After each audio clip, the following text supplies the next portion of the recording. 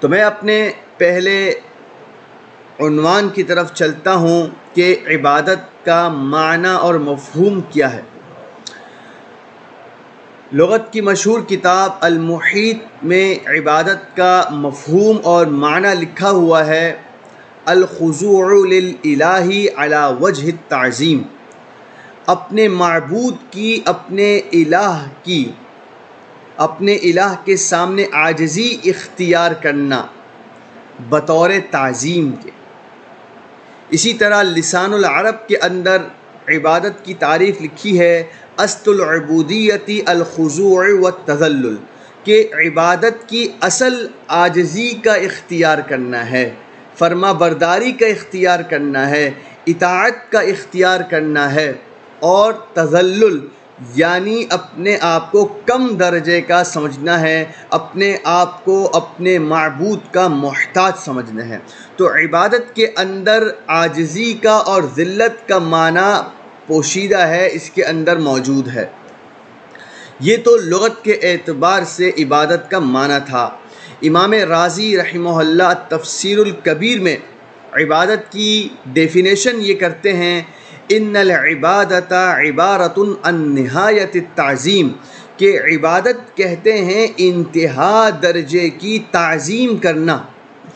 انتہا درجے کی تعظیم یعنی تعظیم کا جو آخری لیول، آخری مرتبہ ہے، وہ عبادت کہلاتا ہے۔ وہی لا تلیق الا بمن صدر عنہ غایۃ الانعام، اور یہ لائق نہیں ہے، یعنی تعظیم کا انتہا درجہ یہ لائق نہیں ہے مگر اس ذات کے لیے جو حد درجہ انعام کرنے والا ہو، یعنی جس نے انعام کرنے میں انتہا کر دی ہو، ہم اسی کی انتہا درجے کی تعظیم بھی کریں گے، جس کو عبادت کہتے ہیں۔ اب امام رازی نے اپنی بیان کردہ تعریف کے اندر یہ بات جو کہی ہے کہ جو انعام کی انتہا کرتا ہو، تو یہ انعام کی انتہا کیا چیز ہے؟ وہ کون سے انعامات ہیں جن کو ہم انعامات کی انتہا کہیں گے؟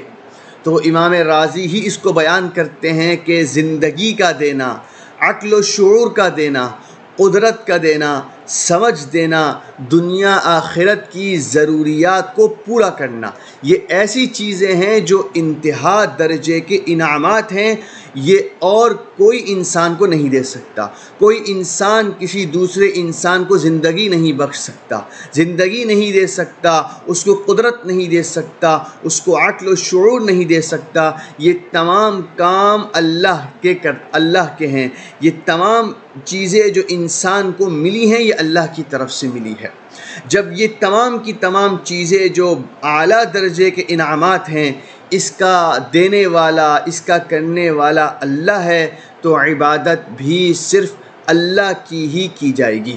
عبادت اللہ کے علاوہ کسی کی نہیں کی جائے گی۔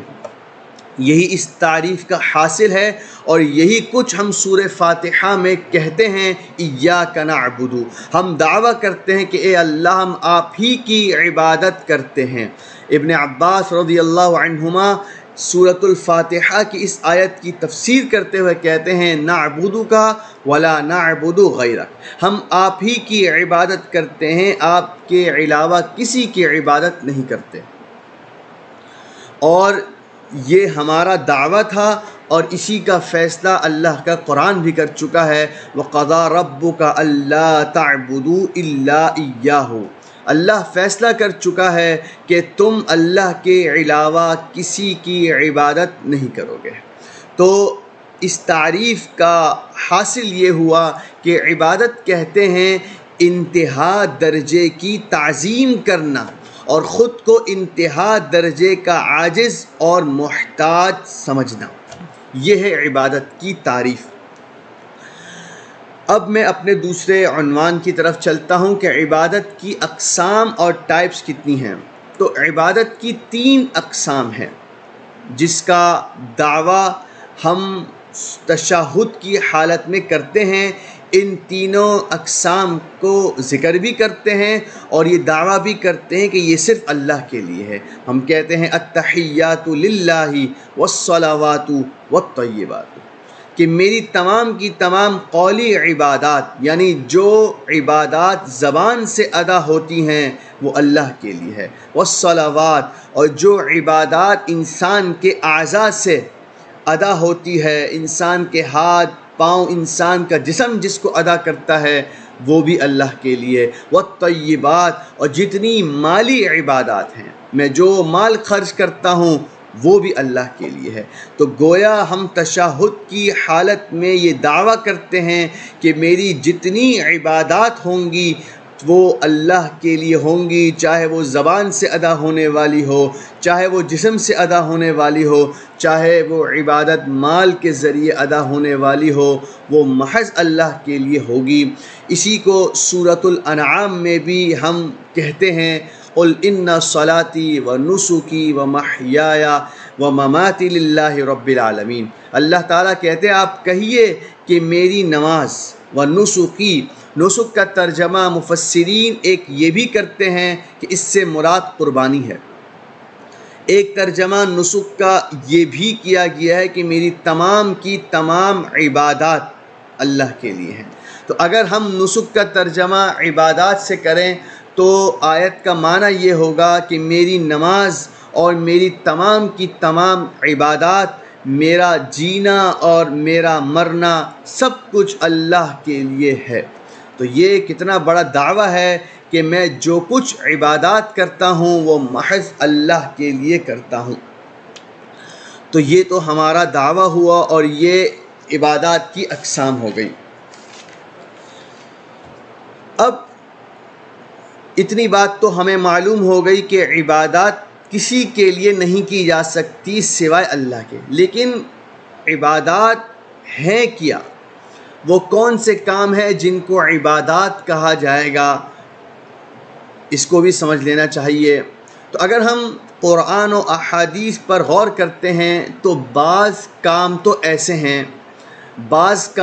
ایسے ہیں کہ جن پر واضح طور پر اللہ نے عبادت کا اطلاق کر دیا، ان کو قرآن نے ہی بتا دیا کہ یہ عبادت ہے اور احادیث نے ہی بتا دیا کہ یہ عبادت ہے۔ جب واضح طور پر ان پر عبادات کا اطلاق کر دیا گیا تو اب کوئی ادنا درجے کا شبہ باقی نہیں رہتا کہ اس کو کسی اور کے لیے کیا جائے گا، کیونکہ یہ بات بالکل مسلم ہے کہ عبادات اللہ کے علاوہ کسی کی نہیں کی جائے گی۔ تو اب وہ کون سے افعال ہیں، وہ کون سے کام ہیں جن پر اللہ نے عبادت کا اطلاق کر دیا ہے؟ تو اللہ تعالیٰ سورۃ الحج میں فرماتے ہیں، یا ایھا الذین آمنوا ارکعوا واسجدوا واعبدوا ربکم، اے ایمان والو رکوع کرو اور سجدہ کرو اور اپنے رب کی عبادت کرو۔ معلوم ہوا کہ رکوع اور سجدے کے ذریعے اپنے رب کی عبادت کی جاتی ہے۔ تو رکوع بھی عبادت ہوا، سجدہ بھی عبادت ہوا۔ جب یہ عبادت ہے تو یہ کسی اور کے لیے نہیں کیا جا سکتا۔ اسی کو اللہ تعالیٰ حامیم سجدہ کے اندر فرماتے ہیں، لا تسجدوا للشمس ولا للقمر واسجدوا للہ الذی خلقہن ان کنتم ایاہ تعبدون۔ نہ تو سورج کے آگے سجدہ ریز ہو جاؤ، نہ چاند کے آگے اپنے سر کو جھکا لو، بلکہ اس ذات کے آگے سجدہ کرو جس نے ان کو پیدا کیا ہے، اگر تم اللہ ہی کی عبادت کرنا چاہتے ہو۔ تو اس آیت کے اندر اگر آپ غور کریں تو اللہ تعالیٰ بتاتے ہیں کہ نہ سورج کے آگے سجدہ کرنا ہے نہ چاند کے آگے۔ مطلب صرف یہی دو نہیں ہیں، مطلب یہ ہے کہ جتنی مخلوقات ہیں اللہ کی پیدا کردہ، چاہے وہ سورج ہو، چاہے وہ چاند ہو، چاہے وہ ستارے ہوں، چاہے وہ درخت اور پہاڑ ہوں، ان کے آگے سجدہ نہیں کرنا ہے، بلکہ سجدے کا اصول کیا ہے، وَاسْجُدُوا لِلَّهِ الَّذِي خَلَقَهُنَّ، اس اللہ کے لیے سجدہ کرنا ہے جو ان تمام چیزوں کا پیدا کرنے والا ہے۔ یعنی مخلوق کے آگے سجدہ نہیں کرنا ہے بلکہ سجدہ خالق کے آگے کرنا ہے۔ اگر تم اللہ ہی کی عبادت کرنا چاہتے ہو تو تمہیں یہی روش اختیار کرنی ہوگی کہ خالق کے آگے سجدہ کرنا ہوگا، مخلوق کے آگے اپنے سر کو نہیں جھکانا ہے۔ اب ہمیں اس آیت سے یہ بات سمجھنی ہے کہ جتنی مخلوقات ہیں وہ اللہ تعالیٰ نے انسان کی خدمت کے لیے پیدا کی ہے۔ حضور علیہ السلام فرماتے ہیں ان الدنیا خلقت لکم وانتم خلقتم للآخرہ، کہ دنیا تمہارے لیے پیدا کی گئی ہے، یہ جتنی چیزیں تم اپنے ارد گرد دیکھتے ہو یہ تمہاری خدمت کے لیے پیدا کی گئی ہے۔ اب یہ کتنی ہی بے وقوفانہ بات ہوگی کہ جن چیزوں کو اللہ نے میری خدمت کے لیے پیدا کیا ہے، جو خادم ہیں میں ان کو مخدوم کا درجہ دے دوں، میں ان کی خدمت کرنے لگ جاؤں، ان کے آگے سجدہ کر دوں۔ تو اللہ تعالیٰ بتاتے ہیں کہ یہ سب چیزیں جو تمہیں نظر آ رہی ہیں یہ تمہاری خدمت کے لیے ہیں، لہٰذا ان سے خدمت لینی ہے، ان کو اپنا مخدوم اور خالق نہیں بنا دینا ہے، ان کے آگے سجدہ نہیں کرنا ہے، بلکہ سجدہ تمہیں صرف اس ذات کے آگے کرنا ہے جو ان تمام چیزوں کا اور تمہارا خالق ہے۔ تو یہ دو چیزیں تو ایسی ہو گئی جن پر عبادت کا اطلاق اللہ نے کر دیا کہ رکوع اور سجدہ یہ عبادت ہے۔ اسی طرح ترمذی کی روایت ہے، آپ علیہ السلام نے فرمایا الدعاء هو العبادہ، کہ دعا اللہ کو پکارنا عبادت ہے۔ یہاں پکارنے سے صرف آواز دینا مراد نہیں ہے، یہاں پکارنے سے مراد اپنی ضروریات طلب کرنا، اپنی حاجات کو طلب کرنا ہے، اپنے دستے سوال کو دراز کرنا ہے، اپنی ضروریات کو مانگنا ہے۔ یہ ضروریات کو مانگنا یہ عبادت ہے۔ جب یہ عبادت ہے تو ضرورت کے موقع پر جب کوئی چیز چاہیے ہو، جب کسی چیز کا سوال کرنا ہو تو یہ اللہ کے علاوہ کسی کے لیے نہیں کیا جا سکتا، کیونکہ حاجات کو طلب کرنا یہ ایک عبادت ہے اور عبادت اللہ کے علاوہ کسی کے لیے نہیں کی جا سکتی ہے۔ اسی کو اللہ تعالیٰ قرآن کے اندر بھی ذکر کرتے ہیں، یعنی دعا کو عبادت کہتے ہیں۔ اللہ تعالیٰ فرماتے ہیں وَقَالَ رَبُّكُمْ، تیرے رب نے کہا ادعونی استجب لکم، مجھ سے دعا کرو میں تمہاری دعا کو قبول کروں گا۔ ان الذین یستکبرون عن عبادتی، جو لوگ میری عبادت سے اعراض کرتے ہیں۔ اب آپ اس آیت پر غور کریں، ابتدا میں اللہ نے حکم دیا کہ تم مجھ سے دعا کرو میں تمہاری دعا کو قبول کروں گا۔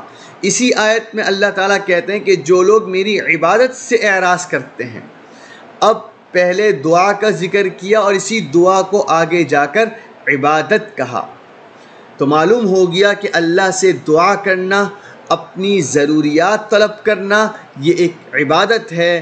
جب یہ عبادت ہے تو اللہ کے علاوہ کسی کے لیے نہیں کی جا سکتی، کسی سے سوال نہیں کیا جا سکتا، کسی کے آگے اپنی ضروریات پیش نہیں کی جا سکتی۔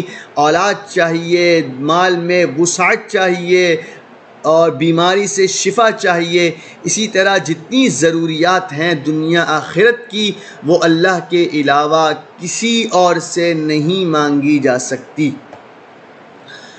اب یہ تو چند اعمال تھے جن کو قرآن واضح طور پر عبادت کہہ دیتا ہے۔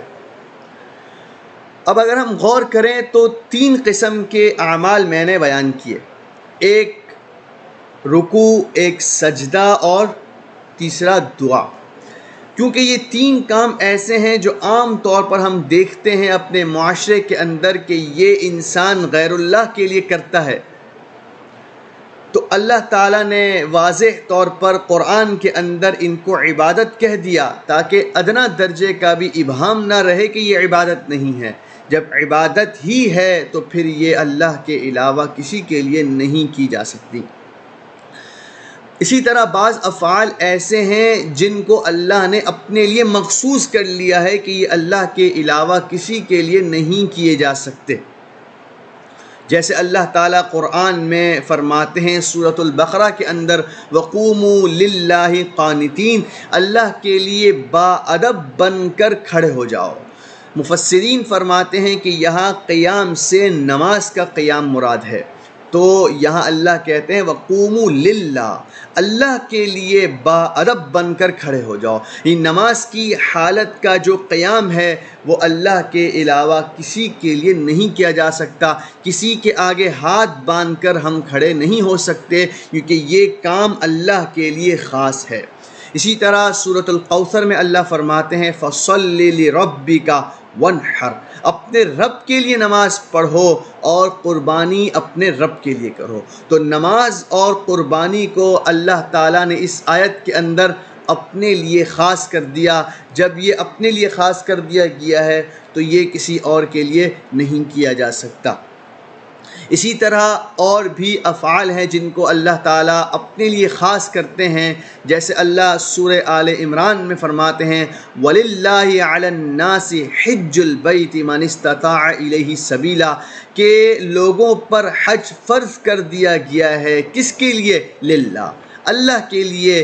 جو حج کرنا ہے، حج کے افعال کرنے ہیں، طواف کرنا ہے، سعی کرنی ہے، یہ صرف اور صرف اللہ کے لیے کیا جائے گا۔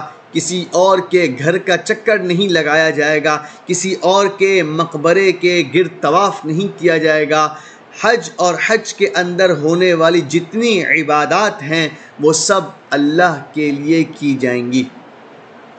اسی طرح اور روزے کو بھی اللہ تعالیٰ نے اپنے لیے خاص کر دیا ہے۔ صحیح بخاری کی روایت ہے، حدیث قدسی ہے، اللہ تعالیٰ فرماتے ہیں الصوم لی، روزہ میرے لیے ہے۔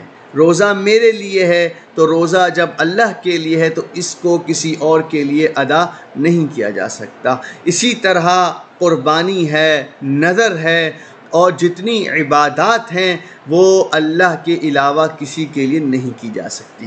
تو یہ چند افعال اور اعمال کا میں نے ذکر کیا، جن میں سے بعض تو وہ تھے جن کو قرآن واضح طور پر عبادت کہہ دیتا ہے، اور بعض وہ تھے جن کو اللہ نے اپنے لیے مخصوص کر لیا ہے۔ لہٰذا یہ وہ افعال ہیں جو معبود کی انتہا درجے کی تعظیم پر دلالت کرتے ہیں، اور کرنے والے کی محتاجگی پر اور عاجزی پر دلالت کرتے ہیں، لہٰذا یہ کسی اور کے لیے ادا نہیں کیے جا سکتے۔